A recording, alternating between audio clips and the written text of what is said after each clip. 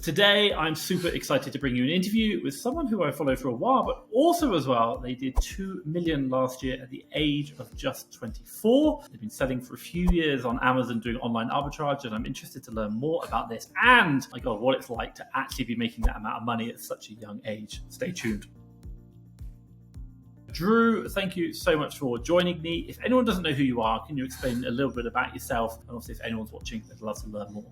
Yes, first off, I appreciate you having me a ton. I'm a big fan of your channel and all the interviews you do, so I love to be on here. I've been selling Amazon for about 2.5 years now. I started selling seriously on eBay about 3 years ago, and then things kind of spiraled after I graduated college, started making more and more money, learned about Amazon, learned about that opportunity, and then kind of just got hooked on it, I guess, from there. And it's just been slowly growing up until this point, and probably around the 150K stable months in sales right now. And that's where I'm kind of looking to stay and then pump out the seasonal times and take it from there. Wow, I love it. So Christian, obviously you studied, you went to college, is that right? Yeah, correct. I had a marketing degree. Fun. And why did you not go down that route? Why Amazon? Tell me that. Well, I think maybe I had a bit of a problem with authority, I guess. I didn't like having a boss. I like to do things my own way. I always thought I was one of the smartest ones in the room and that my way was the right way. Whether that be right or wrong, I don't know. But I noticed that I can make way more money being on my own than I could, working 50K a year marketing job or being a sales guy somewhere. So just ended up making a little bit of money there, and I just got hooked on it completely because I was my own boss and I got to make my own schedule. Oh God, I love it. And so obviously you've been selling for a few years now. It's like, talk me through. So last year you did 2 million. You're doing about 150,000 a month average, should we say? And obviously I appreciate Q4, it picks up a bit more. What does the operation look like? Have you got a warehouse? You do it yourself? You've got 1 million VAs? Tell me about it. What does that operation look like? So I only use one prep center, and it's all OA. So I'm doing most of the sourcing myself now. I actually got a VA from you guys, and a sourcing VA, and she was really, really good. I think that's the big value that's provided there, is that you guys vet people so hard that you have these great personalities that come into the business. So although the sourcing, I just thought I would just do it all myself. So I would just offload the admin tasks to her slowly and slowly. I noticed, well, now she's working way less hours. She's getting paid the same, and she's benefiting my business more. So right now it's just me and her, and she does all the admin stuff. I do the sourcing, and we ship to the prep center, and that's about it. Pretty simple operation, really. So question for you, prep center, is that tax-free state or non-tax-free state? Yeah, tax-free in Montana. Oh, okay. Why? And if anyone doesn't know, why is tax-free states important? Why did I ask that question? Yeah, the arbitrage there between, if you pay 6% sales tax or you pay 10% sales tax, there's a very low threshold you have to get to make up for that with your prep center costs. So if your prep center is only charging $1 and it's tax-free, it's barely even there for you to just make more money actually sending it to the prep center and paying them instead of buying it and sending it to yourself. Yeah, and the sales tax is a really big part of it, like when you're doing it. So some retailers you can get past the sales tax, some of them you can't, but most of them you can't, so it's a nightmare. So question for you, obviously you've got the VA. Now I'm a big advocate of sourcing, but I'm not going to say that you shouldn't source yourself. I think that's an important point. You should know how to source. But why did you move them over to the admin side and then maybe not replace them? Why did you keep them as an admin VA, as you say? Well, I noticed that when I first got her working for me, we were spending I was spending 60% and then her leads were doing 40%. But I think things became increasingly more difficult and I tightened up my buying criteria.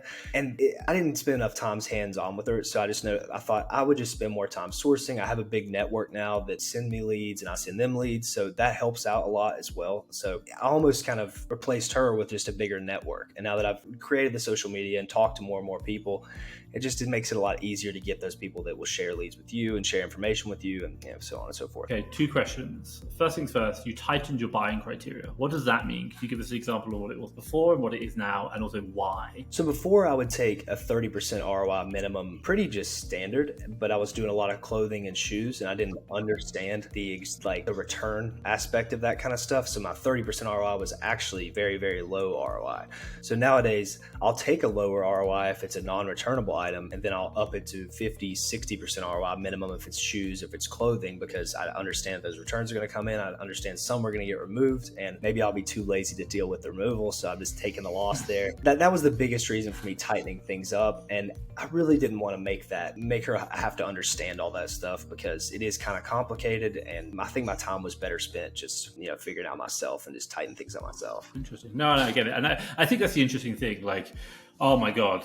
I look at it in my own business and look at other people's businesses. We do look at those like shoes, clothing, and we're like, wow, look at the ROIs.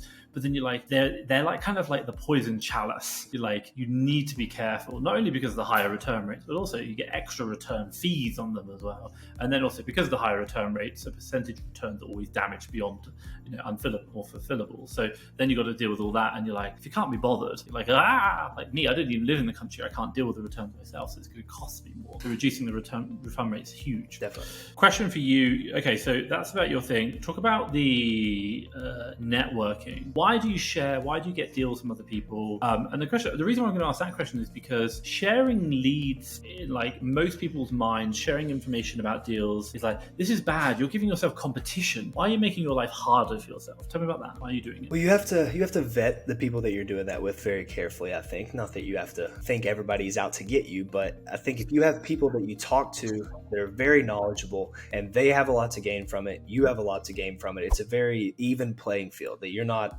giving somebody information that has less information to give back to you, or they're not giving you information when you don't have a lot to buy for them. If there's an even playing field, it's very easy to share those leads because things are even. No one's trying to take from anyone else, and inherently it makes it a better relationship overall. So I found those through maybe Discord groups or through Instagram or Twitter, if somebody reached out to me, et cetera, et cetera.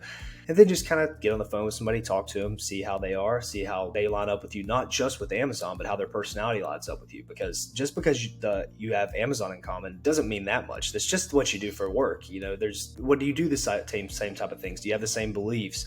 Do you think of loyalty the same way? If you're going to send somebody a lead, they send it back. You vet the person overall, and then it's that huge net positive to your business if you get somebody that really cares about you and you really care about their business. And are there any kind of like, when you're vetting, are there any red flags that you're like, ooh, like, or maybe you have spoken to people like, I thought he was good, but this is no, like some examples in the past? Yeah, when people complain about a lot, I think that's, you don't want people to be negative. You want to, I'm a realistic person, I'm not a hyper positive person, but you don't want people to be negative to you if you see them complaining about stuff, and then if they're like shady about what they're doing, if they're not sending you anything back when you're sending them stuff, or if they're just lying to you about different things, it's hard to do that. I mean, in life it's hard to vet different people, so you just have to try to make the relation organic and just try to find out as much as you can about somebody and be honest and be open to yourself. The more you show you, the more somebody's gonna show themselves. Question for you, do you like when you vet them, do you do like, I say like the word reference checks, not really, but like, I mean, if you're on Twitter, you'd find someone who's following them and ask them about them and say, what do you think of this guy? Do you do kind of things like that? Yeah, I mean, it's a lot easier on social media because I think as much as people can fake it on social media, you can still get the gist of how somebody is. And I'll see somebody's content, I'll see their message, and I'll go, that guy looks awesome. Like, I'd love to talk to that guy, or that guy, I'm going to stay away from him because I just get the weird vibe from him. I'm not out here like, I guess, vetting people per se, but I'm trying to connect with as many people as I can, and the people that I really like. I'd like to have them part of my network, and I'll provide with them as much value as I can. And this kind of like community or network you have, how big is it, may I ask? Like, do you have limits on it? Would it be like you do 100 people? Oh, not 100. No. I keep a pretty small circle. Probably people that I talk to daily, probably less than 7, maybe less than 6. But I'm really tight with the people I do talk to. So I'm not like I'm sharing leads with everybody. I just have certain people I'm sharing different stuff with. And I understand what they buy. So if someone doesn't buy shoes, but I find a really good shoe lead, then I'll send it to somebody that buys shoes. Or if somebody takes a lower ROI percentage, well, I'll send it to them. Or if somebody has a certain website they like to buy from and they have rewards on that website, then I'll send it there. I'm just trying to be as value providing as I can to everybody. So that's generally 7 people you're sharing with because you understand them and it's quite small. Yeah. So just coming back to the point about, but why are you sharing leads? You're making competition for yourself. I guess one way is I have a very abundance mindset in life in general. I think there's a lot out there, especially if you're just sharing it with one person that you trust, one-on-one. You're not going to tank the price on each other. You're not going to try to undercut each other and things like that. But on top of that, it's just, I guess it all just comes down to abundance. You got to think there's way more out there than just you think there is. There's way more money and there's way more leads than you think there are. There's thousands and thousands, millions of products on Amazon. There's always something to move towards if something dies out. Oh God, yeah, no, I agree. And I think what's interesting for a lot of people watching this is we naturally, as human beings, become scared of the unknown, the outside world, and we naturally close down. And we have to understand that like there is so much money, so much opportunity in the world that we could never ever take advantage of it all. It's crazy. And sometimes we have to do that like leap of faith. And what you and I've seen it many times, and I'm doing it increasingly more and more. I'm trying to get myself into as many masterminds as possible. Why? Because the collusion of ideas is probably one of the most important things that we can do to start breaking those things. You don't know what you don't know. You didn't see the deal that you didn't see. And generally speaking, you can never buy enough of the deal anyway, or want to buy enough of the deal to make it work. But like, you're just helping one another out. So it's really interesting. Question for you, like obviously you're doing 150,000 a month, got no sourcing VAs yourself. Like, how do you do it? Like I would like to be doing 150,000 a month, preferably without me actually doing it, but I have quite a team of VAs in the US. So tell me about it. How do you do it? It really doesn't take too long per day. I usually source probably like 2 hours or so, and then if I'm on the computer all day, I have other things I'm doing, I'll source then. But I guess I'm just constantly buying different things. That's the hardest process, is the buying. Obviously, it takes up way too much time. If I had to outsource something, it would probably be actually the purchasing and things like that. But I'm not too big on giving all my like freedom off, I guess, of purchasing and things like that. I need to get out of that headspace, but it comes with time. But it just doesn't take as much time, I guess, that I thought it would. I've been doing it for 3 years, so your skills accumulate over those times. And the way that I do things is probably much, much faster than someone that does it way less than me, or that just started doing it. And I'll see other people source. Like if somebody's sharing their screen and going through stuff, now usually I'm moving a little faster. I'm clicking through things faster. I'm analyzing leads and approving or saying they're bad way, way quicker. And I didn't really know that before, but I think it's just the accumulation of all this time that I've put into it. It's just built up to that. It makes it a lot quicker process. A question, can I ask you a breakdown of numbers? So let's say 150,000 a month. You're probably looking at what, 70,000 spend roughly per month, if I were to put it that? Like probably about half. Yeah, fine, 70, 80,000. So let's call it 80,000, call it 20,000 a week. Of that 20,000 a week, what percentage would be new deals, what percentage would be reorders, and what percentage would be deals that other people share with you? Can I ask that, just as a rough guess? I would say probably 75% are new deals. I hypothetically, you want all these replenishable deals, but I've just noticed that those are harder and harder to come by. And when there's a really good, obvious price, I think that a lot of people usually like find it. So this is a business where you have to move fast. You have to get in, you have to get out. You have to make sure you're getting it for the cheapest price, and you're doing things like that. So replenishments maybe 5 to 10%, and then whatever percentage is left, I think 10% left will be from other people. Yeah. So it breaks down mostly new stuff all the time, and then small percentage of replenishments, small percentage of other people sharing me leads. But it is a big number of the 80,000, even if it's small, it's still, $20,000. But it's interesting because a lot of people talk about like, I want replenishables, and you're like 75% of my purchases are probably like new products. Even like, I remember Amazon Lit saying 50% of their products they can't replenish, which I thought, they place, 100 orders, 50 of them, they wouldn't be able to replenish the next time. And our whole idea of like wholesale is it's fully replenishable, and you're like, the world doesn't work that way. So it's quite interesting. So coming back to you, so you're doing 80, let's call 20,000 a week in purchases, 75% of which is new products. And you're doing that in what, like 2 hours, 3 hours? Let's say 3 hours a day, for example. Would that be about fair, realistic? 2 hours dedicated, an hour fiddling around? Yeah, probably 15 to 20 hours per week. That could be broken down. Maybe I'll source for 5 hours a day, and then maybe I won't even get on the computer for a day. So yeah, probably just 20 hours just spread out throughout the week if I had to really guess.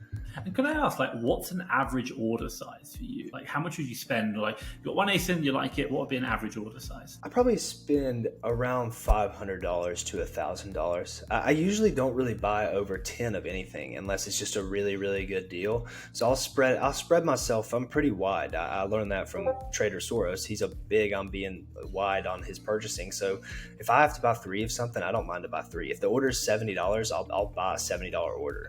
Maybe it takes me too much time, but I think the learning lessons you get from that type of thing is worth way more than the money. If I'm buying something for $75, 3 units of $25, and I could potentially make $21 profit or whatever it would be, I don't really think about it like that. I'm more so thinking about it, well, if I buy this and then it checks in and all 3 sell in an hour, then I learn a lot more about that sales rank. I learn more about that price point. I learn more about that retailer. I learn more about that brand.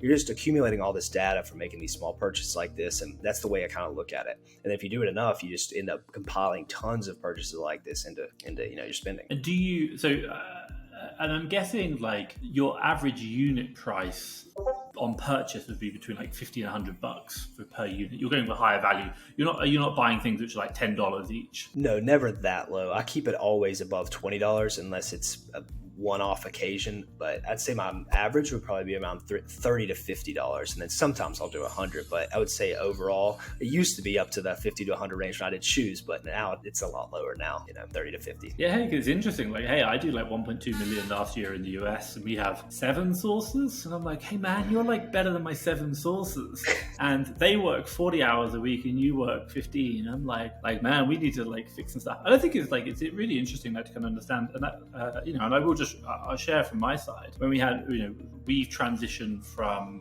free sourcing, do whatever you like, to category specific, because the domain knowledge is such a powerful thing. Like understanding that retained history and that knowledge is so powerful. Do you focus in certain categories, or are you like free? What does it do? Why are you not growing? Why do you not want to get bigger? Come on, man! Like you could be doing like 10 million. You could be like bigger than Saros. Like why not? What are the problems you get? Like someone at your level, what are the problems you face every day? Obviously you're living a great life. You're earning good money. Like why are your friends not doing this? Let me ask that question. What's the future hold? Where are you going? What are you doing?